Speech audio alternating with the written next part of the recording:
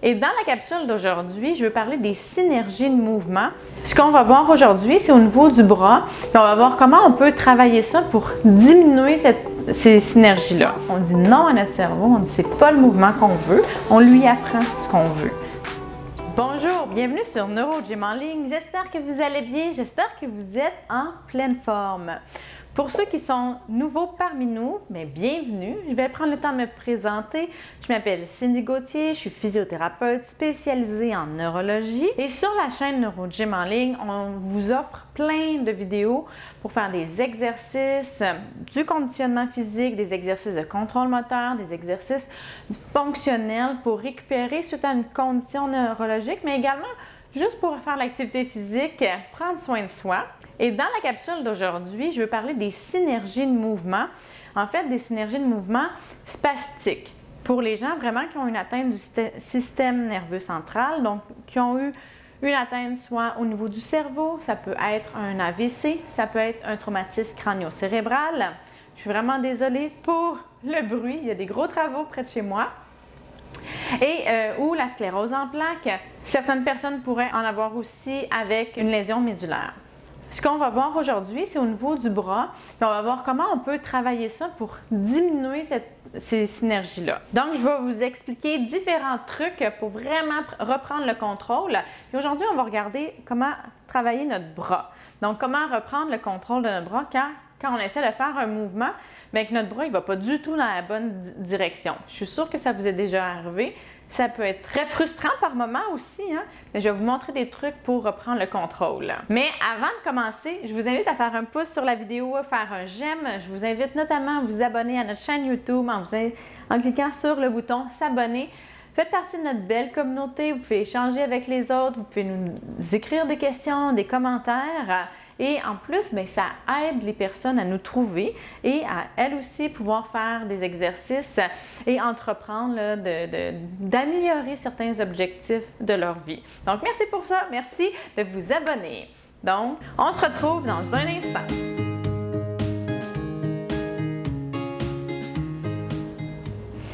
Excellent. Donc maintenant, je vais vous expliquer premièrement c'est quoi une synergie de mouvement ou on appelle ça des patrons de mouvement spastiques. On peut le nommer, les professionnels ont peut-être nommé ça de différentes façons, mais c'est des synergies. Donc c'est des groupes de mouvements qui sont ensemble. C'est comme c'est ça, c'est des patrons, des patterns qui vont ensemble, qui sont involontaires. Au niveau du bras, on en a un qui est dominant et on en a un qui est non dominant. Le dominant, c'est le schème de flexion.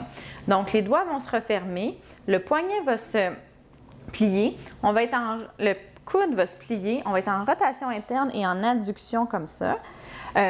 Souvent, c'est ce qui va représenter, qui va être le plus fréquent, ça va être vraiment ce schème-là en flexion. Puis, sinon, on a le schème qui est non dominant. À ce moment-là, c'est quand on veut faire de l'extension, mais c'est l'extension, ce serait l'extension des doigts plus de l'abduction, extension du coude. Ça, on le voit un petit peu moins, mais ce que vous allez voir beaucoup, c'est que les gens qui essaient de lever le bras, par exemple, aller en flexion, mais ils vont faire de l'abduction quand ils essaient d'allonger leurs bras. Puis là, ça peut être vraiment des mouvements qui sont un peu différents. Moi, j'ai vu dans ma carrière des choses qui n'étaient pas textbook, par exemple, avec beaucoup des mouvements un petit peu moins grands ou un peu qu'on s'attend moins. Donc, les patrons ne sont pas tous les mêmes chez tout le monde. C'est sûr qu'il y a des composantes qui sont le plus fréquemment. Comme je l'ai dit, le schème dominant, ça va être la flexion au niveau du bras. Mais on peut avoir des gens qui vont être en extension, ils vont souvent en rotation interne comme ça. Là, je ne sais pas, vous ne voyez pas bien ma main, puis ça va être le bras va tourner, le coude va être en extension. On peut avoir des mélanges. C'est pas très important qu'est-ce qu'on a comme synergie. C'est un peu différent. Puis dépendamment de quel mouvement on fait ou dans quelle position déjà on se place, il y a certaines synergies qui vont apparaître plus rapidement. Moi, ça m'arrive avec certains patients qu'on a l'impression qu'une synergie est dominante, mais quand on fait une autre position, un autre exercice, c'est vraiment une autre synergie qui est complètement à l'opposé, qui est dominante. Mais le principe pour entraîner les synergies, c'est toujours le même. Ce qu'on veut, c'est truquer notre cerveau. On veut le faire travailler en dehors des synergies. Parce que c'est des mouvements involontaires, non contrôlés, qui sont des patrons, des mouvements que le cerveau a mis ensemble, mais on veut lui enseigner, non, si tu fais une flexion d'épaule, par exemple, bien, je veux vraiment que ça soit une flexion d'épaule, je ne veux pas aller chercher de la BD, ou je ne veux pas que mes doigts se ferment, ça peut arriver beaucoup. On essaie de lever le bras et oh, on va aller en flexion. Donc, ce qu'on va faire, c'est de limiter les composantes qu'on ne veut pas. On va décortiquer les choses et on va essayer de les éliminer. Je vais prendre l'exemple, par exemple, de la flexion du poignet qu'on essaie de lever le bras. Ce qu'on va faire, c'est qu'on va prendre nos doigts, on va ouvrir nos doigts, ouvrir notre poignet, on va garder ça comme ça et on va lever doucement notre bras. Nos doigts vont vouloir se refermer, notre poignet va vouloir se refermer, mais là, il faut essayer sans forcer trop fort, c'est toujours un équilibre. Essayez de relâcher cette contraction-là involontaire. On peut s'aider avec l'autre main pour dire non, on ne veut pas aller dans cette position-là et on lève doucement. Ce qui est important de faire, c'est que si on n'est plus capable de contrôler puis que la synergie est trop forte, on est mieux d'arrêter. Parce qu'à ce moment-là, on entraîne la synergie, on ne veut pas ça. Ça peut être très frustrant au départ, je le sais. Je l'ai vu beaucoup parce qu'au départ, on ne peut pas faire beaucoup de mouvements puis on perd le contrôle très rapidement. Mais si vous persévérez, si vous y allez doucement, puis si vous ne vous frustrez pas trop, ça va vraiment mieux fonctionner. La spasticité, parce que ça rentre dans la spasticité, c'est vraiment un sujet à nos émotions, puis nos émotions qui sont stimulantes. Donc, la frustration, la colère, ça va vraiment beaucoup influencer si on va avoir des plus grands schèmes ou que le tonus va être plus élevé. Également, quand on fait un exercice qui est beaucoup plus difficile, qui nous demande une concentration très grande, à ce moment-là, on va avoir plus de spasticité. Nos synergies de mouvement vont être beaucoup plus fortes. Donc, on veut faire les exercices de façon dans un environnement qui est calme. On veut être calme, puis on ne veut pas s'en mettre trop sur les épaules. On n'a pas trop d'attente. Il ne faut pas avoir trop d'attente. Il faut y aller graduellement et ça prend beaucoup de répétitions avant que ça soit mieux. Puis une journée, ça peut aller bien, puis l'autre journée, ça va moins bien et c'est tout à fait normal. Donc, c'est la même chose si on veut, par exemple, lever le bras encore une fois, mais que notre coude plie. Donc, ce qu'on va faire, c'est qu'on va aller allonger nos bras comme ça. Et là, on va lever le bras et on va éviter, on va forcer, pas trop fort, pour éviter que notre coude se plie. Et on recommence. On lève, on lève, on lève. Si ça plie, on essaie une bonne respiration. On essaie d'allonger encore un peu. Est-ce qu'on peut monter? Oh, là, c'est rendu trop difficile, ça plie trop. On redescend. Et on recommence. Et on fait ça comme ça. OK? Vous pouvez le faire plusieurs fois. Vous pouvez faire plusieurs répétitions. Puis ce qui est bien, c'est de le faire plusieurs fois dans la journée également. Pour avoir une notion d'apprentissage et de plasticité, il faut qu'il y ait beaucoup de répétitions. Il faut que ça soit assez constant. Une autre chose que je vois beaucoup, c'est quand on veut faire de la flexion d'épaule comme ça, souvent ça va aller chercher de l'abduction. Le truc que je donne, mais c'est sûr que si on prend nos deux mains comme ça, là on va s'aider avec notre autre bras. Imaginez que ce côté-là, c'est mon côté atteint. Mon côté qui est fort va aider mon côté atteint. Puis là, on s'aide puis on lève comme ça. Ça va éviter que ça aille vers le côté. Par contre, il faut faire attention que notre côté sain, qui est fort, ne fasse pas tout le travail. Il faut vraiment être capable de sentir que notre côté qui est plus faible travaille lui aussi. Une des choses qu'on peut faire aussi, puis que moi j'aime beaucoup, c'est me mettre le long du mur. Donc, si je me mets le long du mur, je ne peux pas pousser comme ça. Je vais être obligée de longer le mur. Ça va vouloir pousser, mais je ne pourrai pas y aller. Fait que mon cerveau, il ne pourra pas aller, mes muscles de l'abduction, comme ça, ils ne pourront pas travailler aussi fort. Si je pousse vraiment fort et que ça me pousse, à ce moment-là, c'est trop fort, on reprend. C'est le même principe, on reprend, puis on recommence, on prend des bonnes respirations, puis quand c'est trop, on arrête. Donc, on essaie de lever. En plus, on peut garder la main, on est en chaîne fermée, on a un feedback, une rétroaction de notre main, c'est très, très, très bon pour l'apprentissage moteur. Et là, on glisse comme ça en essayant de ne pas pousser. Et le mouvement n'est pas terminé tant qu'on n'est pas revenu. Donc, on fait la même chose et on revient. OK? Le dernier exercice que je vais vous donner par rapport aux synergies au niveau de la main, quelque chose qu'on voit beaucoup, c'est à la marche, le bras qui va se tendre ou quand on fait une activité difficile, le coude, les doigts qui vont se refermer, qui des fois font mal, même tellement ils se referment beaucoup. Puis le coude, puis là, le bras qui va se lever comme ça. Ça peut être parce que des fois, c'est juste être debout ou lever les jambes ou à la marche. Donc, moi, l'exercice que je fais avec les gens, c'est qu'on va justement, on va aller allonger. On va se concentrer de garder une contraction ou allonger la main. On peut aller étirer, on pourrait mettre un grand ballon dans la main, par exemple.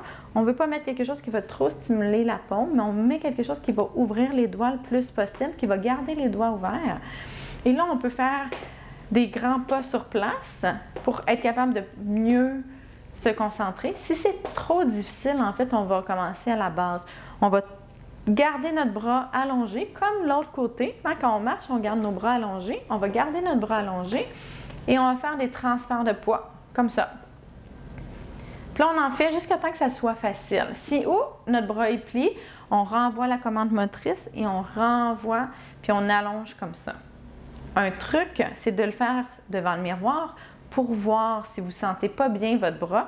Vous allez le voir qui plie. Sinon, regardez votre bras. On dit souvent de toujours regarder droit devant nous quand on marche, par exemple, mais dans ces cas-là, ça vaut la peine de prendre le temps de regarder quand même ce que notre bras est en train de faire pour pouvoir le corriger, puis pas aller dans les synergies, pas travailler les synergies. Donc, une fois que c'est facile, on fait des pas sur place, puis là, le bras va vouloir se plier, mais on le remet, on dit non à notre cerveau, on dit c'est pas le mouvement qu'on veut, on lui apprend ce qu'on veut. OK?